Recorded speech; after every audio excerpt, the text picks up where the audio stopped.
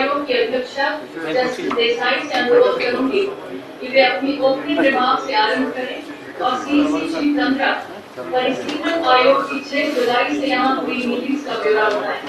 तत्पश्चात हम आपके सवाल ले पाएंगे। Madam, may kindly address the press conference. Good morning to all of you, and I welcome you to this press conference. It's a privilege to be part of this historic exercise of delimitation. As part of Delimitation Commission, we are really overwhelmed by the participation of various stakeholders in large numbers who provided qualitative input during our interactions. We are here for about 3 days now, and we have interacted with them, and we have taken note of their suggestions, their views, and we will definitely consider all their representations as well as whatever they have expressed to us. As you know, delimitation is a constitutional mandated exercise, and we collectively have been tasked with this onerous work, which we are confident of completing after following due process as laid down in the law.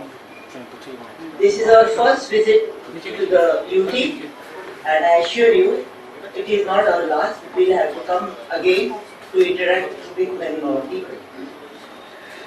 This process of consultation is a complex exercise, and this commission will take all necessary steps to continue this engagement. This occasion, let me place on record the support and assistance extended by the UT administration and all the concerned officers in making this visit successful. We acknowledge the active participation from all the political parties at Srinagar, Jammu, Anantnag and Kishtwar where we went, and all the DOs and their teams, all of officials facilitated this exercise. As usual, media has been a great support in creating a conducive environment for this process. Lastly, let me thank the Chief Electoral Officer of the UT in putting everything in place for this visit. Now I will request my esteemed colleague, Honorable Chief Election Commissioner, Sri Sushil Chandra, to brief you on the process, delimitation process. Honorable Chairperson, Justice Desai, my colleague, Honorable Mr. Sharma, State Election Commissioner, and all the friends from media.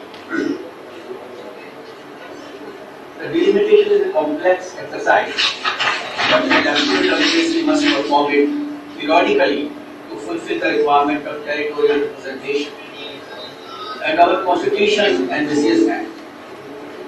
Jammu and Kashmir has a long history of delimitation. In 1951, the then state was having 100 seats as delimited by the Delimitation Committee. 25 of these seats were for POJK.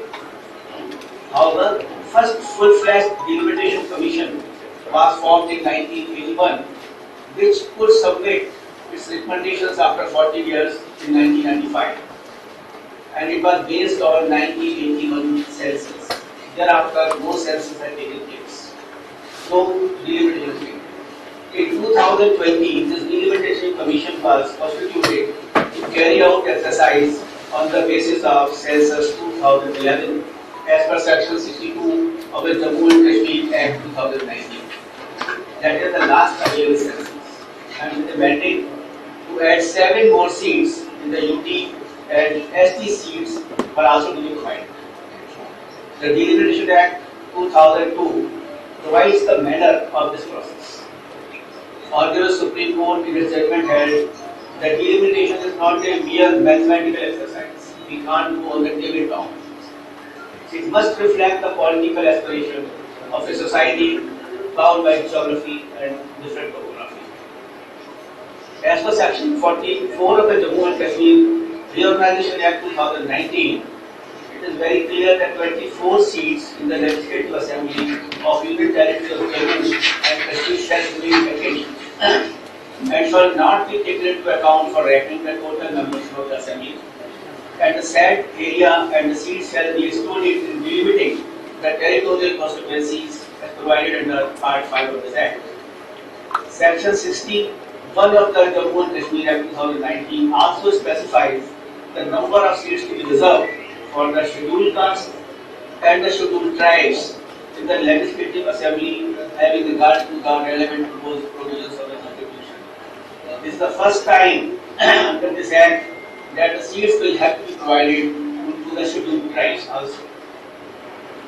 In determining these matters, the Commission shall have regard to the following provision, namely, all the constituencies shall be single-member constituencies.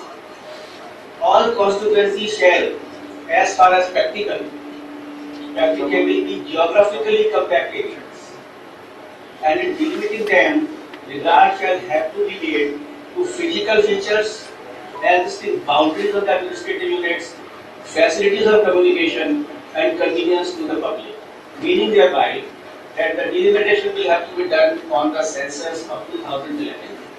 And having regard to the census, the 4 factors will also have to be considered, which I have mentioned just now.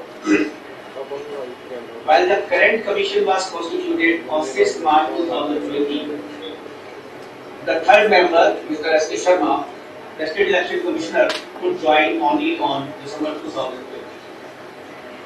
And also COVID situation delayed some work of the delimitation commission.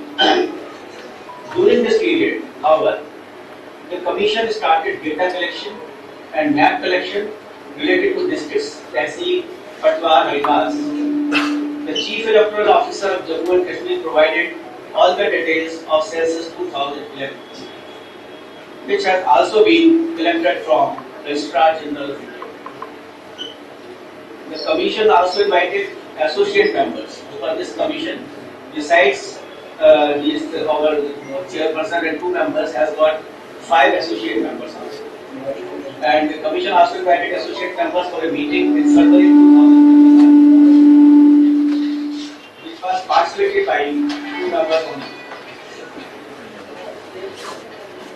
Meanwhile, series of interaction happened with the deputy commissioners, DOs, for collection of inputs concerning data, map, and specific concerns related to the delimitation. The Delimitation Commission had virtual meetings with all the DOs and the deputy commissioners of Jammu and Kashmir regarding the concerns and regarding the data verification. After going through the data and input provided by the DOs, DCs, some important issues related to the existing administrative matters have been noticed. During this visit, the Commission has been provided more feedback. Some of these are, which I would like to share with media, that in 1995, it was 12 districts, which has gone up to 20 now. At that time, when the last delimitation was done, it was only 12 districts, and now the number of districts have gone to 20. Number of tehsils have gone up from 58 to 270. In 12 districts, constituency boundaries are extended beyond district's limit. 88 tehsils are distributed in more than 1 DC. So there is an overlapping of the districts as well as the tehsils in the constituencies. Even some Patwari circles are also distributed in more than 1 DC. Even one village revenue, the village is also divided in more than 1 DC. All such facts indicate that public face inconvenience on ground due to such anomalies. Thereafter, the Commission also decided to visit Jammu and Kashmir for first-hand ascertaining acquisition of data and the concerns of all stakeholders. In these 4 days, this is the 4th day when we are here in Jammu and Kashmir, the Commission not only visited 4 different locations, but also offered opportunities to various sections of the societies, besides local bodies, representatives, NGOs, civil society organizations, recognized and unrecognized political parties. We had meetings at Srinagar, we had meetings in Pahalgam, we also had meetings in Kishtwar, and we had meetings in Jammu. And in Srinagar and Jammu, in both the places, the Commission had meetings up to 10:30 p.m. because of overwhelming response from various organizations. The Commission met more than 290 groups of the people, including recognized political parties registered parties, local bodies, civil society, and these groups of 290 groups were consisting of something around 800 persons. So during these 3 days, Commission had met more than 290 groups comprising of something around 800 persons in person here. That shows the overall response and the overall which these groups have made. Because we have heard in person to them and we came to know certain more inputs given by them. Number one, they are quite happy to participate in the deliberative process. First time people from ground have been given opportunity to put forward their views in deliberative. Many persons had traveled quite a long distance when we had gone to this park. We found that the persons have come from very long distances and came to give us representation.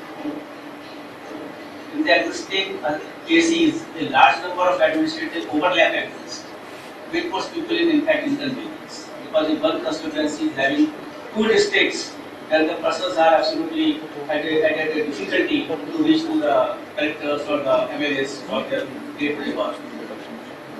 Tribals are for the first time given their mission. They felt that it is really a welcome step, and they also put their lot of views as to how this ST reservation should be done. Difficult terrain in some districts was not acknowledged in earlier deliberations because many persons are living on a very difficult terrain in these areas now, and they informed to the Commission that their problems and difficulties were not acknowledged by the reservations.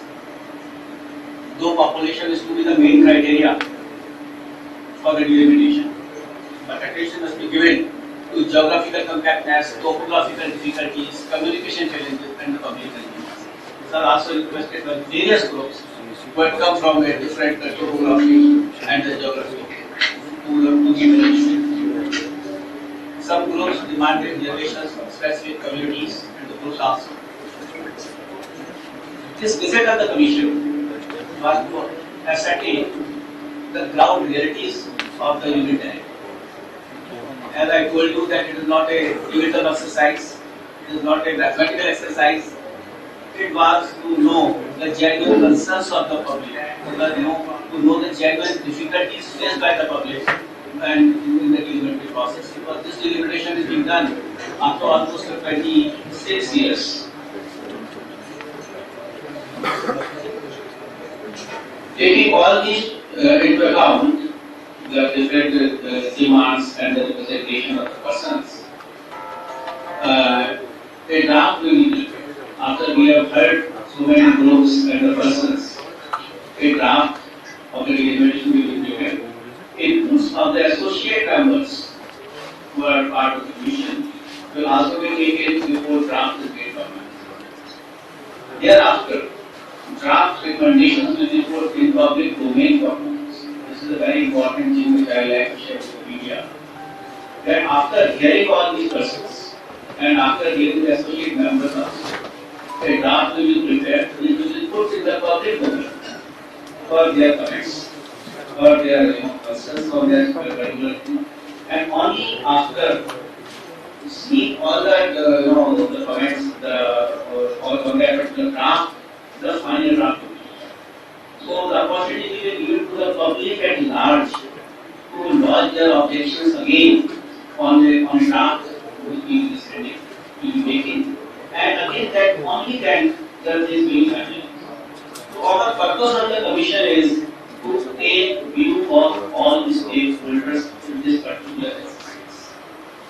This should be with all views which are possible on this issue. Only then we will be able to. The commission also had meeting the chief secretary of the UP today in the morning, and we have directed him to nominate one officer, not to the rank of ADC, to work as a nodal officer for the purpose of deliberation under the supervision of the DP. So that the person requires still now to give some suggestion. If they want to give some information on the implementation, they can submit their memorandum, they can submit their presentation to that nodal officer. and by the evening this will be finalized, then we will roll out in the office of the DC. And then last we communicated the representation, we communicated to the delimitation commission for its consideration. So our purpose is that everyone who is like to give any suggestions on this issue should give it to us. They can also send the suggestion directly to the Central Delimitation Commission. And because we have so many persons and so many persons still, if some more persons are to the suggestions, they are most likely, and they should give it to the Board officer or to the commission directly. And the commission will definitely examine all the representatives in this office. Despite the administrative pandemic, our work has gathered peace. With the support of all, the people of UP of Jammu and Kashmir, we are sure to complete the delimitation process in fair, transparent and judicious manner. This will be very fair and transparent that we can assure. We once again thank the people of the UP for overwhelming response during these 4 days. I also on behalf of the Commission thank the media present here at Jammu and virtually from Srinagar for patient hearing, dissemination of information to the people at large, and constant support in this constitutional exercise. We have got a very important role in this and to disseminate information to the persons and the people regarding the delimitation. Once again, I thank a lot. Thanks to all of you who have come here and give me a chance to provide the proper information. And all three members from the legislative side, Mr. Sharma, who is the State Election Commissioner, and Chief Capital Officer of our state, Mr. Desh, they will always be ready for any suggestions, any concern to understand and to take their views in the detail. Thank you once again. We'll be able to take in a few questions now. I request